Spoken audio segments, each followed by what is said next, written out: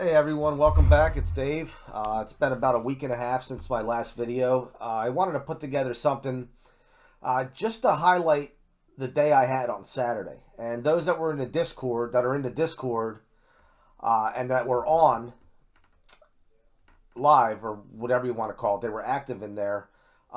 Saw the day I had in there. I put my winnings. First, I put my selections in there for all the races that I handicapped, which were 7 out of the 10. And I also was putting my winning tickets in there as well.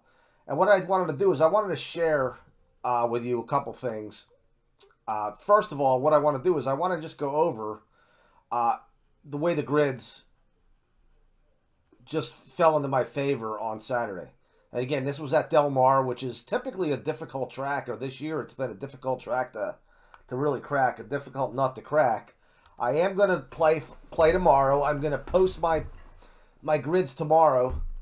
I'm going to post them in our Google Slides presentation that I haven't used in a little while. I will put the link to that presentation in the description of this video, so those that want to go and follow it.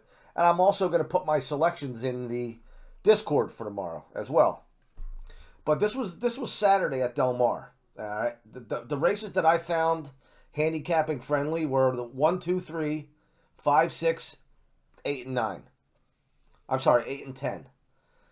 So I left out race 4, 7, and 9, mainly because they were the 3 2-year-old maiden races, so I didn't play them. But if you take a look at the results here, 1, 2, 3, 4, 5, 6 out of the 7 races. One of my A selections won the race. Okay, so that's kudos to me for analyzing the grid and putting those horses on the top as well. I very well could have, looked at it differently and put the 6 here as a second choice, even though obviously that's a bad example. I wouldn't have used the 6 there. But for some of these other horses, like for example 2, 5, and 6, I used all 3 of them in the A category here. And when you're doing this, you want to have some sort of internal reasoning, okay? It doesn't mean you have to explain yourself. As long as you have some sort of internal reasoning as to why you're putting a horse where you're putting him, closer to the top or more toward the bottom, that's really all that matters. And the other thing I've noticed is I keep going back to the basic single pace line grids without using too many elements. Okay. Now these are the summary grids. The working grids are these here. This is the one I'm using right now, and I'm going to share something about this grid here that I've been doing, but I'm not using any other. I've taken out the running styles, and I'm replacing my running styles with some shading over here in the working grid, and I'm gonna go over that in a second. What it does, it saves me time having to copy down EP and EP3 and E4 and everything. That saves me one column of space, and it also saves me a little bit of time having to type all that in. And before I get to that, though, I want to share this with you real quick. The 3 horse, I had 3, 2, 5, 4. It came in 3, 5, 4, 6. So we're looking at a trifecta and an exacta in that combination. And then you guys can look on your own as far as what kind of traits or qualities the winner had. The second race, I had the 2 and the 5 on top, and it actually came in 2, 1, 6, 5. So I had all 4. It was only a 6-horse field. But the 2 horse won that race. The third race, I had the 6 on top as a single, and he actually won the race. It came in 6, 1, 2, 7. I did not have that 1 in second. I didn't use them. But it came in 6, 1, 2, 7, and I did not have the 7. The 7 was a toss on my end there as well. So the only thing I really had there was the winner. In the fifth, as you can see, I couldn't decide between the 2, 5, and the 6 as far as top plays. And even the 7 fit in there, but I didn't want to go 4 across on the top. I went 2, 5, 6, 7, and it came in 6, 2, 3. So I was able to nail the exacta on the grid at least. I was only playing if there was value there, and I'm going to show you my returns in a minute. Race 6, I had the 1-2 on top. The 2 did win the race. It came in 2-8-3-6. So again, I did not have the 8. The 8 was a toss on my end, but I had the winner on the grid. Race 8, I had the 1-6-4-2. It came in 1-6-4-5. So I had the exacta and try on the grid. Plus, again, top play. And then finally, the last race, I had 2-9-4-5. It actually came out 4-2-5-9. So that was the one race where the horse that I put as a B play, B level play, actually won the race. So, but more importantly, the returns. These were the returns I made for the bets that I made. I had the 44-35 trifecta. And again, keep an eye on the amount. I keep my bets low. I play really skinny tickets so that days when I'm not doing well and the grids are not producing, I'm not down too much at the end of the day. I can pick it right back up where I left off the next day and still have money in my bankroll. I cut some of the ticket off here because of like the track and the race and everything, because I wanted to get all this on the one screen. I had the $5 win play on that too, in one of the races. It was a 46.50 return, so that was obviously not a favorite. Trifecta, 84.50. That was the same exact race. 84.50 try there. Had a daily double, so that too really produced for me. And that was race number, so it came in 216. 216. That was the second race. So I hit early there. So I was able to pad the bankroll early on the day. So that 2 horse there was a decent had a decent payoff. And obviously because of the 50-cent try paying 84.50 and the double, the 6 was my single on that one leg on race 3. I'm sorry, yeah, the second leg of this double. Then we have a couple small tries in the same race. I played them a little bit differently. 3 over 2-5 over 2-4-5, 3 over 2-5, and I threw all in the last leg. And I got 10 and 10. And then we have I want to say that is a exacta, yeah, same race. No, that was a double, another daily double, 41.80. And then finally I hit the late pick 4 on a 5 times 3 is 15 times 30. A $15 ticket returned $270.50. All right, so all in all, it was a good day. Now, what I want to do is I want to show you some things I've been doing here. And you didn't see it on those grids because I didn't show the working grids. I only showed the summary grids. But to replace putting down the running styles for all the horses, what I'm doing is, if the pace line that I'm pulling from, the horse was on the lead, the first 2 calls, I'm shading them. I'm using like a mint green color. So in this second race at Delmar, as you could see, out of all the pace lines I pulled, there was only 1 horse that was on the lead.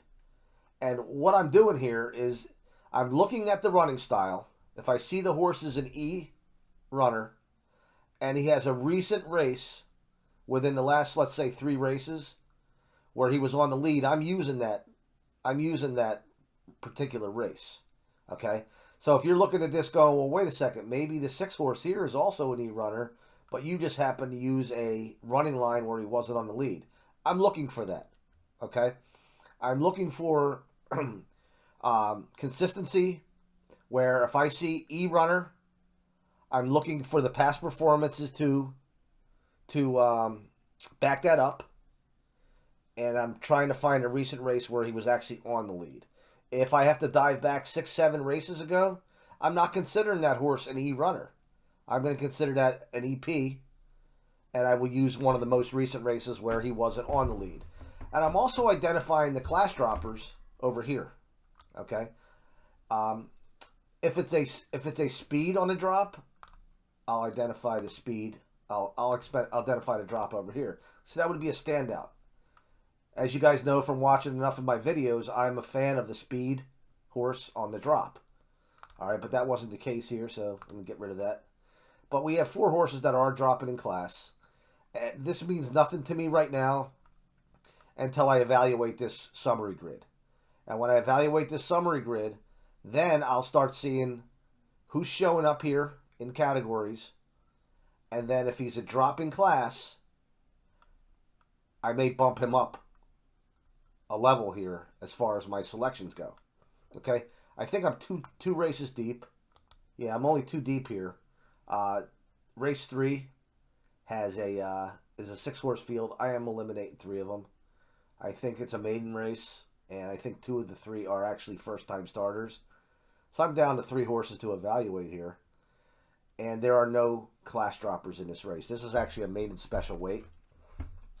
I'm not doing anything to identify class move ups, just drop downs, and I'm more concerned with 2 things. Again, is the horse that was on the lead in the pace line that I used, is he one of the class droppers? If he is, I want to favor him, especially if his numbers show up dominant over here. In this case, I didn't even analyze this grid yet, but right now the 3 horse is showing the dominant early figures. So what that's telling me, he wasn't on the lead here, but he was just off the pace, and it was a hot pace. Okay, and then the other thing I'm doing is on the turn. Okay, if the horse has made a move on the turn, and let me pull up a past performance real fast to see if I can give it a demonstration here of what I'm talking about. And again, for a move on a turn, I'm looking for at least 2 lengths gained and at least 1 place position moved up.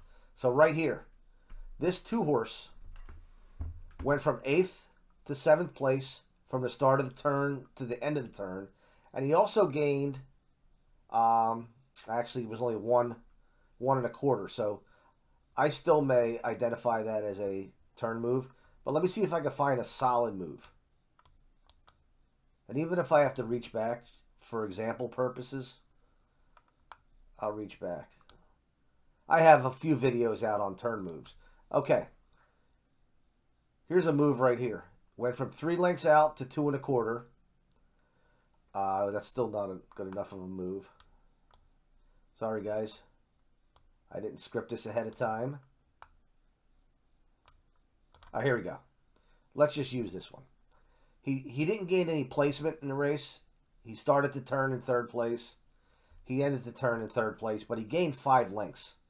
So if I was using that pace line there, which I probably wouldn't, but if I were using that pace line there, just for example purposes, and let's say it was the 6 horse, what I would do is I would identify that. I'm using a different shade. I'm using like a lighter shade. Just again, so when I go over here and I analyze my summary grid, I have a few different things to look at now. Was the horse on the lead? Did he make a move? Is he class drop? Where's his target rating? Is he my target horse? So, as you can see, the working grid itself is not completely finished as far as its use once you get over here. It's nice to be able to refer to some things over here to use as separators when you're trying to separate 2 or 3 different horses, or trying to determine whether it should be a B play for you or an A play for you, or down here as a C play. All right. So I'm going to put the Delmar when I'm finished. I don't even know how many races I'm going to do. I didn't look ahead, but I'll put them in the Google slide presentation for all to see. And I will put the link to that presentation in the description of this video. All right. Thanks for tuning in. I'll talk to you soon.